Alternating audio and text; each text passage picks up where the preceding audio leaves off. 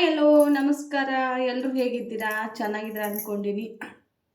ನಾನು ಕೂಡ ಚೆನ್ನಾಗಿದ್ದೀನಿ ನೋಡಿ ಸ್ನೇಹಿತರೆ. ಟೈಟಲ್ಲು ತಮ್ಮೇಲೂ ನೋಡಿ ನಿಮ್ಗೆ ಗೊತ್ತಾಗಿರಬೇಕು ಯಾವ ವಿಷಯದ ಬಗ್ಗೆ ಮಾತಾಡಕತ್ತೀನಿ ಅಂಥೇಳಿ. ಪ್ರೇಮು ದೀಪ ನಿಮ್ಗೆ ಏನು ಆಗ್ಬೇಕ್ರಿ, ಅವ್ರ ವಿಡಿಯೋ ಯಾಕೆ ನೀವು ಮಾಡಿ ಹಾಕಿರತ್ತೆ ಸುಮಾರು ಕಮೆಂಟ್ ಬಂದು ನನಗೆ. ನೋಡಿ, ಯಾರು ಏನಾಗಬೇಕಂತ ಯಾವುದೂ ರೀಸನ್ ಇಲ್ಲ. ಬಟ್ ಆದರೆ ನನ್ನ ಲೈಫ್ ಸ್ಟೋರಿ ಸೇಮ್ ಅವ್ರ ಥರನೇ ಆಗೈತೆ ಅಂತ ನಾನು ಕೂಡ ಹೇಳ್ಕೊಂಡಿನಿ.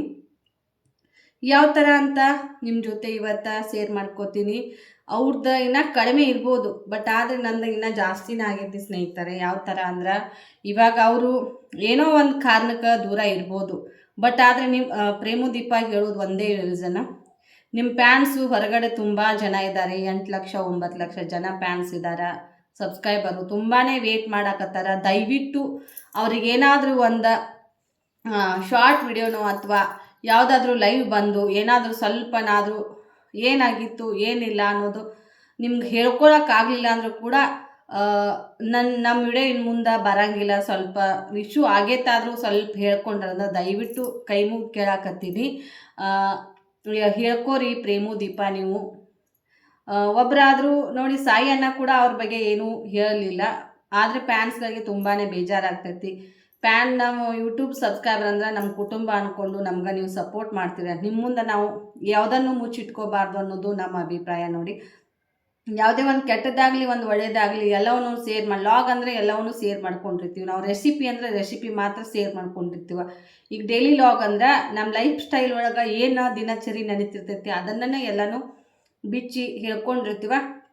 ಹಾಗೆ ನಿಮ್ದು ಏನೇ ಇರಲಿ, ನಿಮ್ಮ ಜಗಳ ಕದನ ಯಾವುದೇ ಮುನಿಸು ಎಲ್ಲವೂ ಇದ್ರೂ ಕೂಡ ಬದಿಗಿಟ್ಟು ಇಷ್ಟು ಜನ ಹೊರಗಡೆ ಫ್ಯಾನ್ಸ್ ಕಾಯ್ತಾರಂದ್ರೆ ನೀವು ಬಹಳ ಲಕ್ಕಿ ಅದೀರಿ.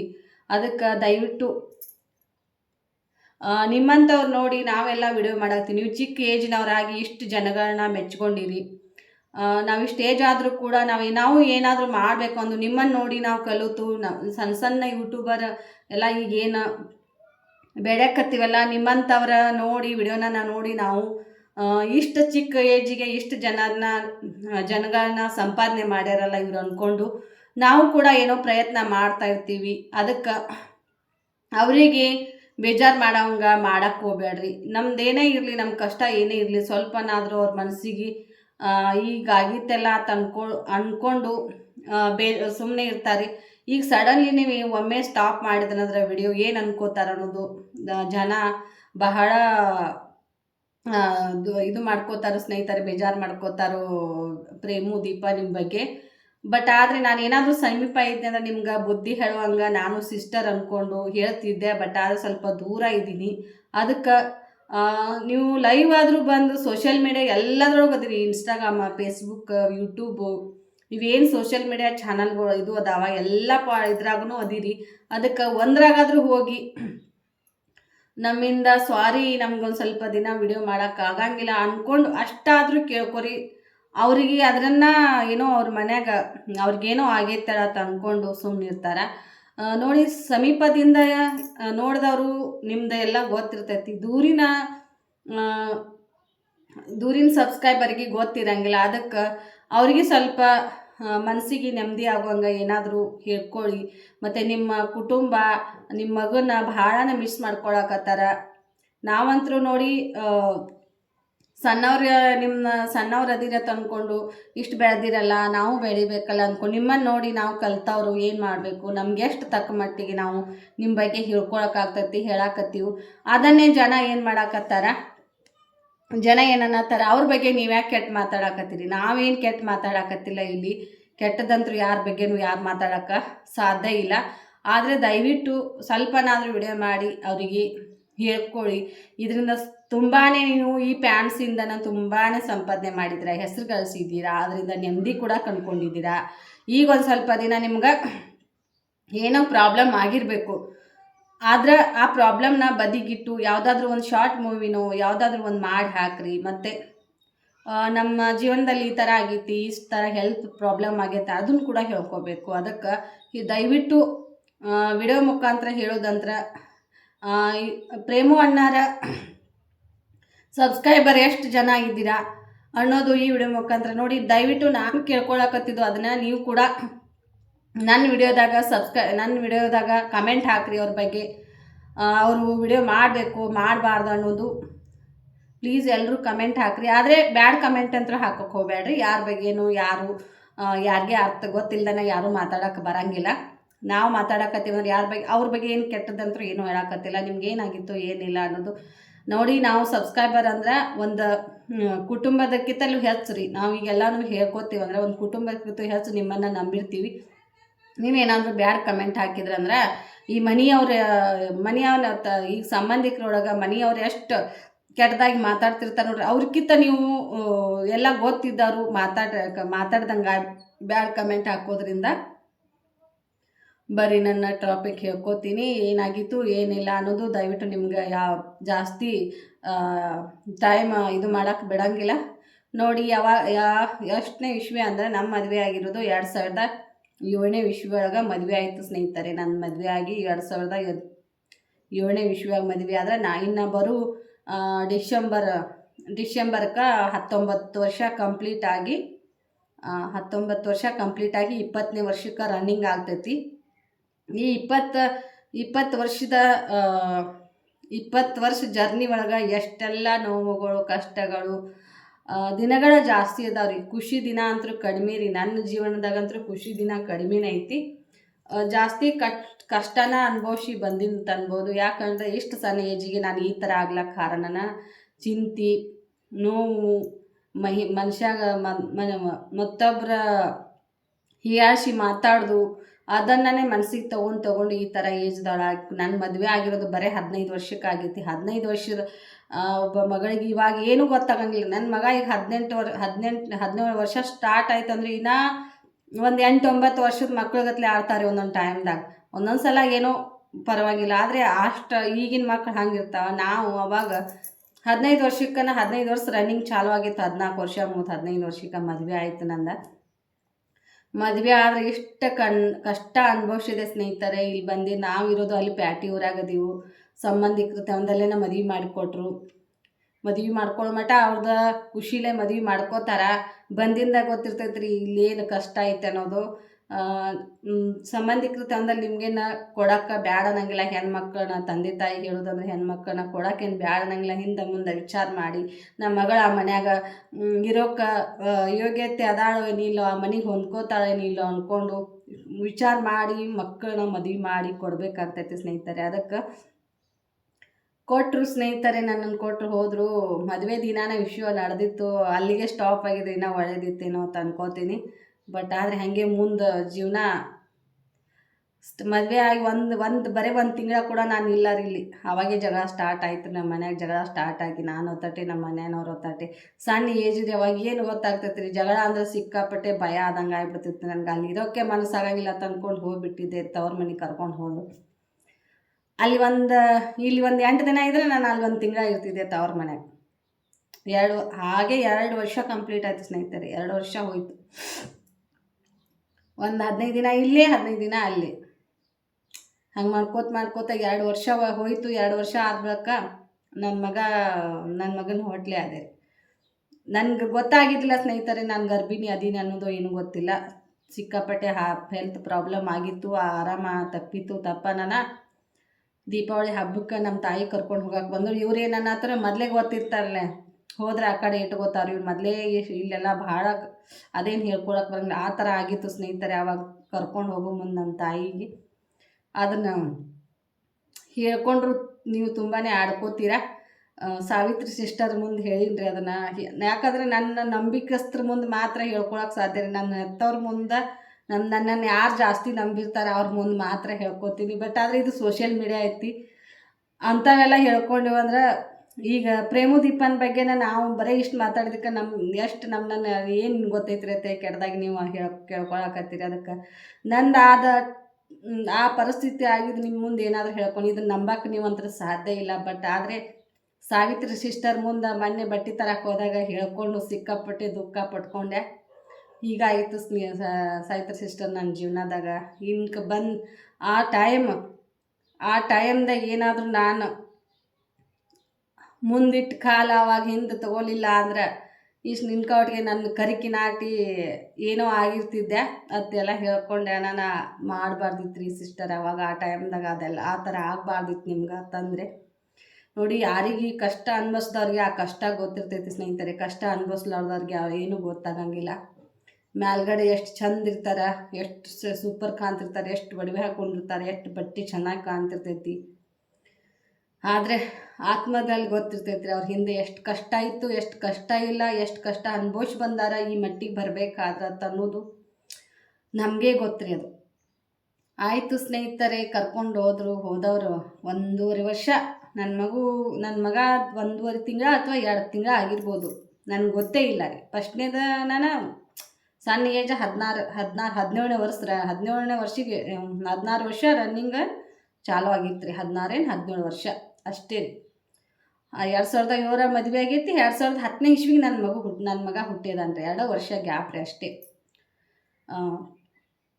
ರನ್ನಿಂಗ್ ಸ್ಟಾರ್ಟ್ ಆಗಿತ್ತು, ಅಲ್ಲಿಗೆ ಕಷ್ಟ ಸ್ಟಾರ್ಟ್ ಆಗಿದ್ದು. ಒಂದು ನಿರ್ಧಾರಕ್ಕೆ ಬಂದ್ರಿ ನಮ್ಮ ಮನೆಯವ್ರು. 2 ವರ್ಷ ಆಯಿತು ಇದೇ ನಡೆದೈತಿ ಯಾವತ್ತೂ ಅಂತ ಅಂದ್ಕೊಂಡು ಇಲ್ಲಿದ್ದ ಕರ್ಕೊಂಡು ಹೋಗ್ಬಿಟ್ರಿ. ಲಾಸ್ಟ್ ಫೈನಲ್ ಇಲ್ಲಿ ಮುಗಿತಪ್ಪ, ನಮ್ಮ ಈ ಊರಿಗೆ ಕೈ ಮುಗಿತಪ್ಪ ಅಂತ ಅಂದ್ಕೊಂಡು ನಮ್ಮ ತಂದೆ ತಾಯಿ ನಾನು ಎಲ್ಲರೂ ಕೈ ಮುಗಿದು ಹೋಗಿದ್ದೀವಿ ಸ್ನೇಹಿತರೆ. ಬ್ಯಾಡಪ್ಪ, ಈ ಊರಿನ ಸವಾಸನ ಬೇಡ, ಇಲ್ಲಿ ಜನಗಳ ಸವಾಸನ ಬ್ಯಾಡ ಅಂದ್ಕೊಂಡು ಕೈ ಮುಗಿದು ಕರ್ಕೊಂಡು ಹೋದವರು. ಅದು ಹೊಟ್ಯಾಗ ಮೂಡೈತ್ರಿ. ಅದು ಹೆಂಗೆ ಬಿಡಾಕೆ ಬರ್ತೈತ್ರಿ, ಸಂಬಂಧ ಬಿಡಾಕೆ ಬರಂಗಿಲ್ಲ ರೀ. ಹೋದೆ ರೀ. ಹೋಗೋಣ ಒಂದು 15 ದಿನ ಆದ ಬಳಿಕನ ಸ್ಟಾರ್ಟ್ ಆಯ್ತು ನನಗೆ. ಸ್ಟಾರ್ಟ್ ಆಗತ್ತನ ನಾನು ಅವಾಗೆ ಆರಾಮ ತಪ್ಪಿತ್ತು. ಒಂದು 8-10 ದಿನ ಮನ್ಯಾಗ ರೆಸ್ಟ್ ಮಾಡಿದೆ. ದವಾಖಾನಿಗೆ ಹೋದ್ರು. ಅದ್ರದ್ದು ಇದು ಗಟ್ಟಿ ರೀ, ಏನೋ ಅಂತಾರಲ್ಲ, ಅದ್ರ ಜನ್ಮ ಗಟ್ಟಿ. ಏನು ಕೊಟ್ಟರು ಮಿರಿ ಅವಾಗ ಏನೂ ಆಗಿಲ್ಲ ರೀ. ಅದು ಏನು ವಿಷ ಉಣಿಸಿದ್ರು ಕೂಡ ಅಮೃತ ಆಗಿ ಅದಕ್ಕೆ ದಕ್ಕೈತ್ರಿ. ದಕ್ಕಿ ನನ್ನನ್ನು ಅದು ಉಳ್ದೈತಿ, ನನ್ನನ್ನು ಉಳಿಸೈತ್ರಿ. ಅದಕ್ಕೆ ಅಲ್ಲಿ ಹೋದಿಂದ ಒಂದು 8-10 ದಿನ ಏನೂ ಇಲ್ಲ ರೀ ನಂಗೆ. ಒಂದು 8-10 ದಿನ ಆದ ಬಳಿಕ ವಾಮೆಂಟ್ ಸ್ಟಾರ್ಟ್ ಆಯಿತು. ಹುಷಾರು ತಪ್ಪಿದಂಗಾಗಿ ತಲೆ ಸುತ್ತು ಬಂದಂಗಾಗಿ ಬಿಡೋದು ಮಾಡಾಕತ್ತೆ. ಏನೋ ಮೊನ್ನೆ ಆರಾಮ ತಪ್ಪಿತ್ತು, ಅದಕ್ಕೆ ಹಂಗೆ ಆಗಿರ್ಬೇಕು ಅಂದ್ಕೊಂಡು ಬಿಟ್ಬಿಟ್ಟೆ. ನಮ್ಮ ಅಕ್ಕ ನನಗಿಂತ ದೊಡ್ಡವಳು. ನಮ್ಮ ಅಕ್ಕ ಡೆಲಿವರಿ ಆಗಿತ್ತು. ನಮ್ಮ ಅಕ್ಕಂದು 3ನೇ ಡೆಲಿವರಿ ಆಗಿತ್ತು.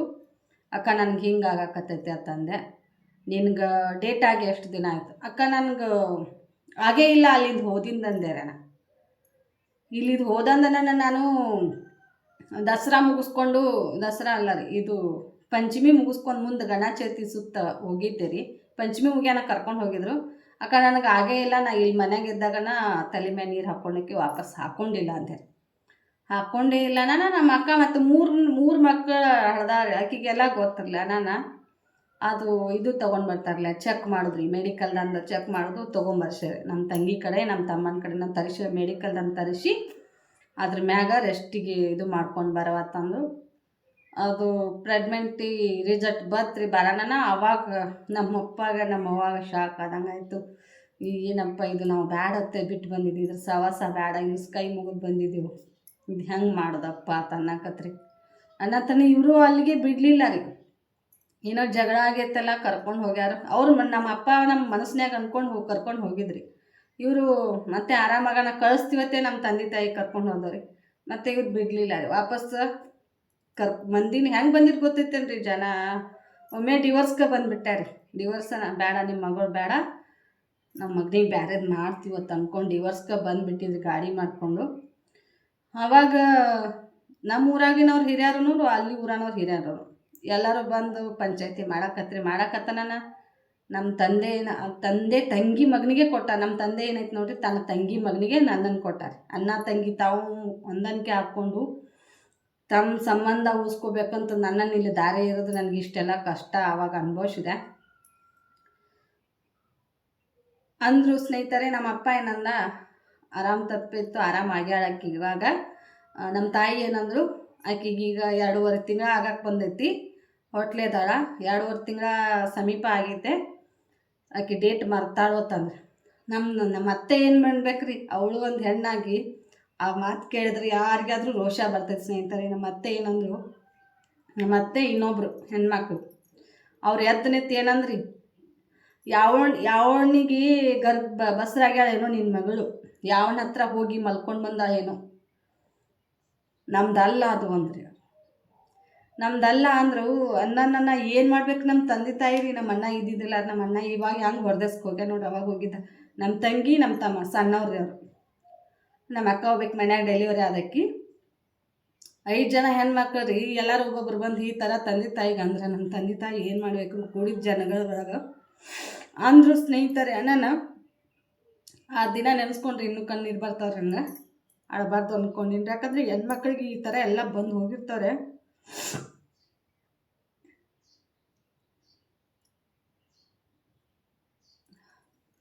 ಅಂದ್ರು ಈ ಅನಾನನ ನಮ್ಮ ತಂದೆ ಎದ್ದು ನಿಂತಾರಿ. ಅವನಿಗೆ ಗೊತ್ತೈತ್ರಿ ಮಗಳು ಹೆಂಗದಾಳ ಅನ್ನೋದು.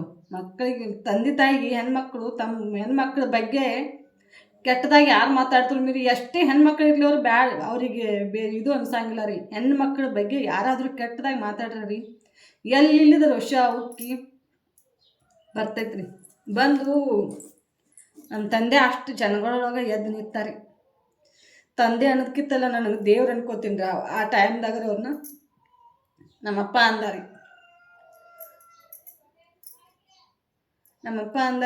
ನಿನ್ನ ಮಗನ ಕೇಳ್ಕೊ, ನಿನ್ನ ಮಗ ಯಾರ ಹತ್ರ ಹೋಗಿ ಮಲ್ಕೊಂಡಿದ್ದ. ನಮ್ಮಪ್ಪ ಕೇಳಿದಾರೆ, ನಿನ್ನ ಮಗ ಯಾರ ಹತ್ರ ಮಲ್ಕೊಂಡಿದ್ದ ಹೋಗಿ ಕೇಳು. ಏನು ಮಾತು ಬರ್ತಾವ್ರಿ ಆ ಉತ್ತರಕ್ಕೆ?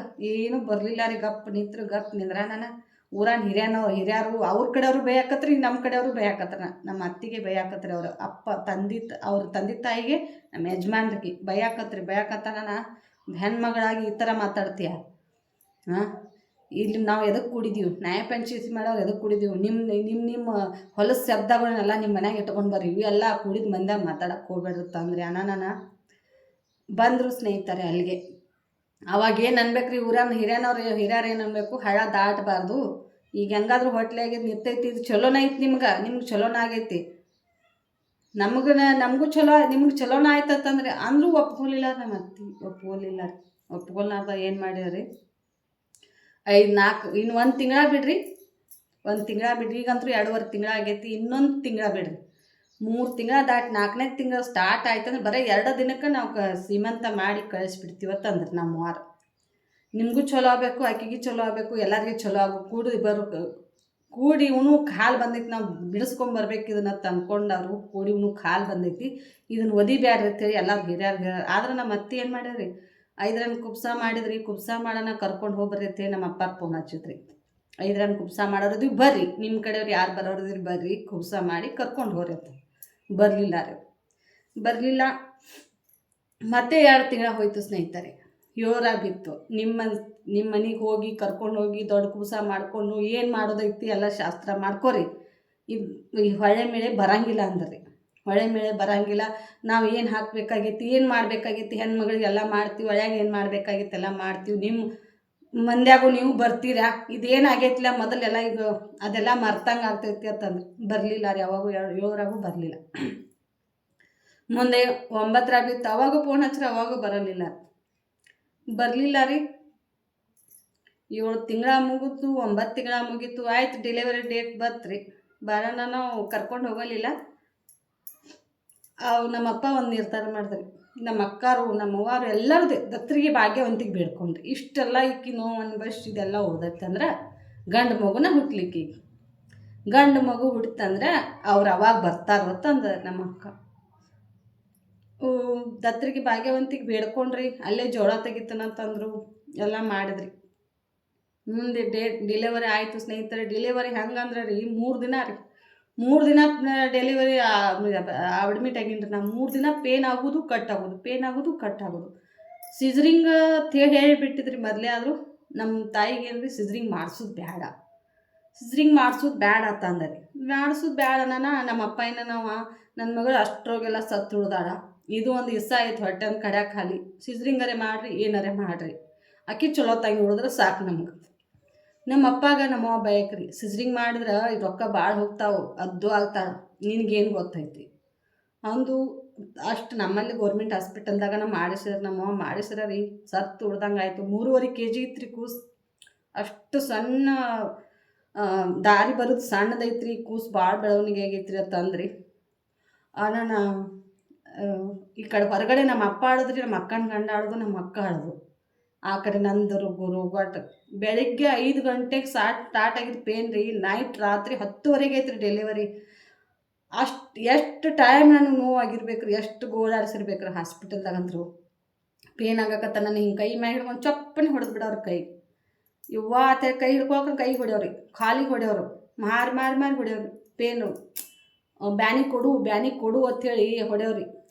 ಸಣ್ಣವ್ರಿಗೆ ಏನು ಗೊತ್ತಿರ್ತೈತಿ ರೀ ಮನುಷ್ಯ. ಈಗ ನೋಡಿರಿ 8-9 ತಿಂಗಳ ಕೆಲಸ ಇಲ್ಲ, ಏನೂ ಇಲ್ಲ. ನಮ್ಮ ಅಪ್ಪಾರ ಅದನ್ನ ಖುಷಿನ ಆರೈಕೆ ಒಳಗೆ ಹಿಂಗಾಗಿ ಬಂದಾಗಲ್ಲ ಅದನ್ನ ಉಳಿಸ್ಕೋಬೇಕು, ಹೆಂಗಾರಿ ಚಲೋ ತಂಗಿಕಿನ ನೋಡ್ಕೋಬೇಕು ಅಂತೀರಿ. ಯಾವುದೋ ಒಂದು ಕೆಲಸನೂ ಹಚ್ಚಲಿಲ್ಲ, ಏನೂ ಇಲ್ಲ. ಉಣ್ಣೋದು ತಿನ್ನೋದು ಸುಮ್ಮ ರೆಸ್ಟ್ ಮಾಡೋದು ಬೆಳೆದೆ ರೀ.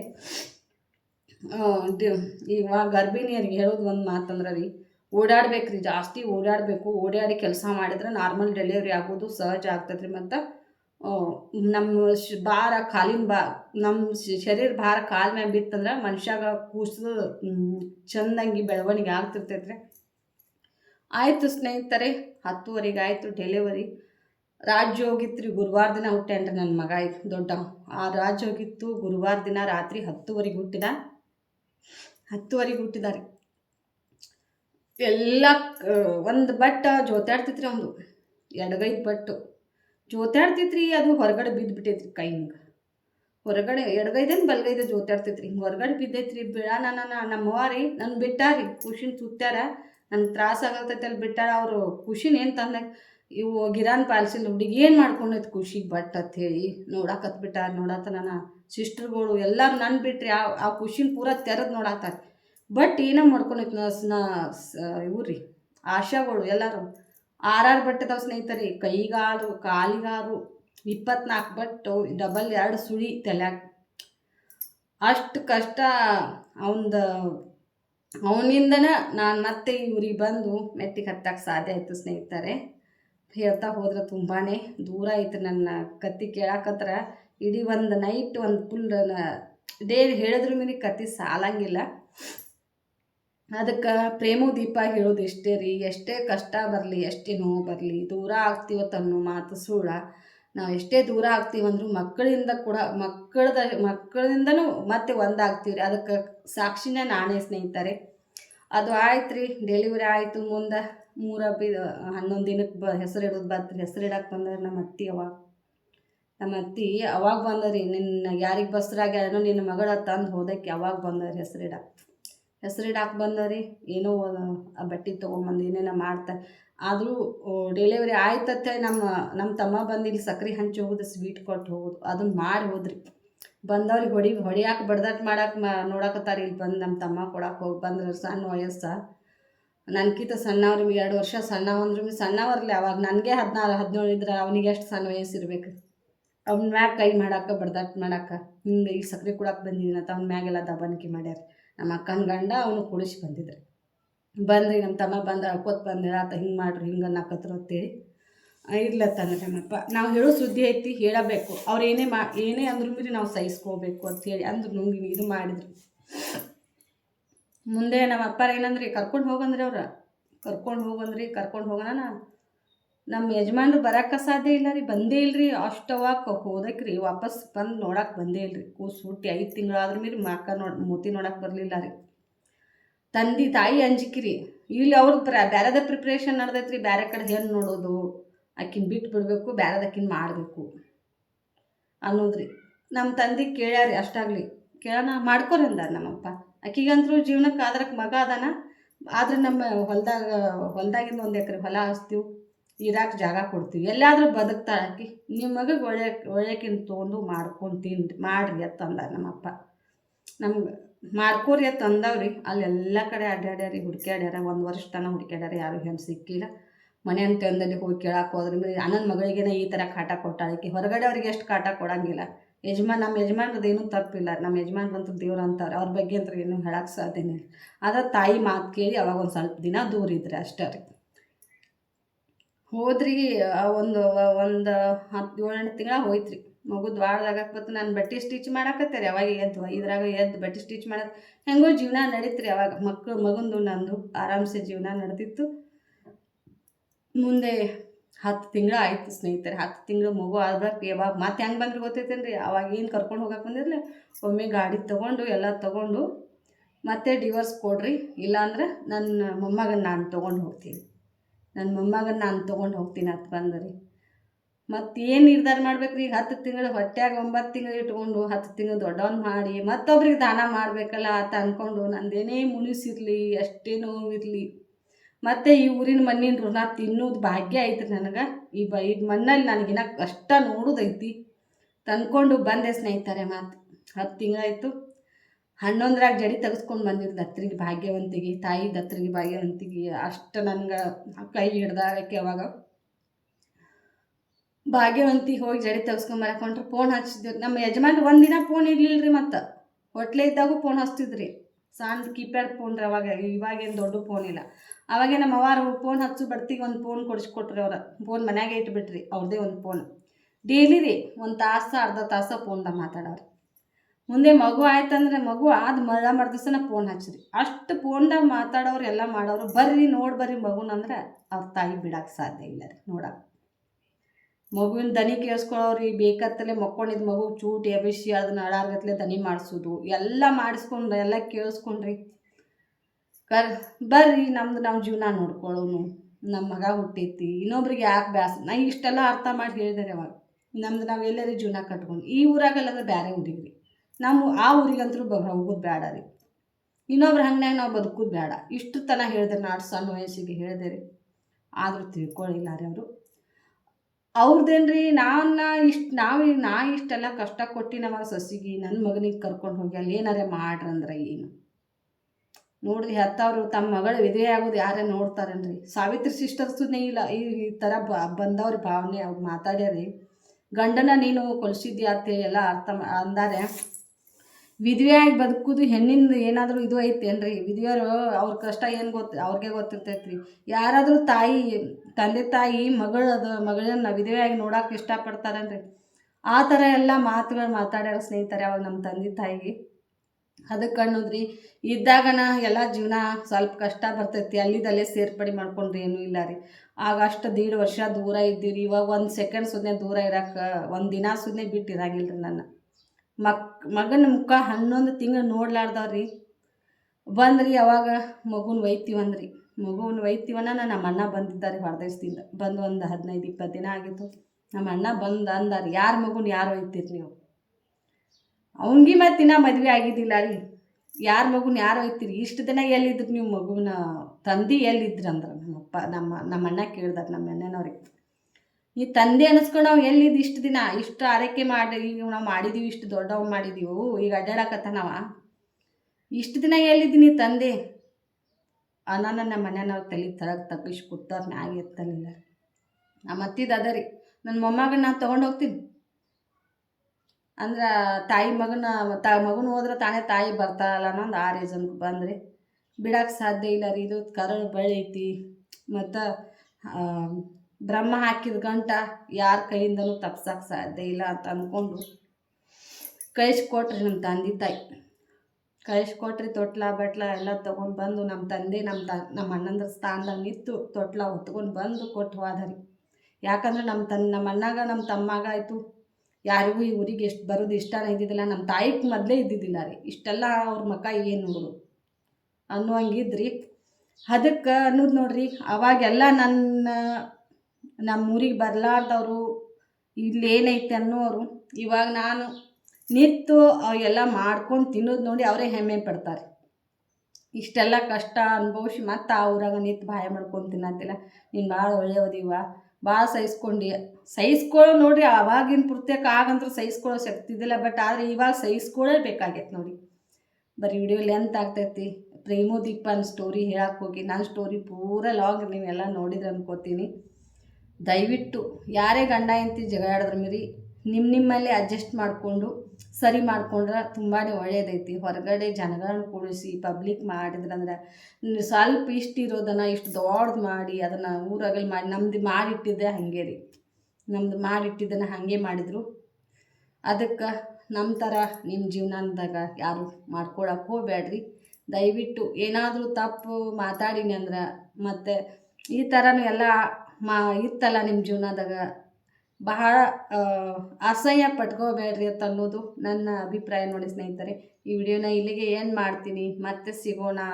ಬಾಯ್ ನೋಡ್ರಿ.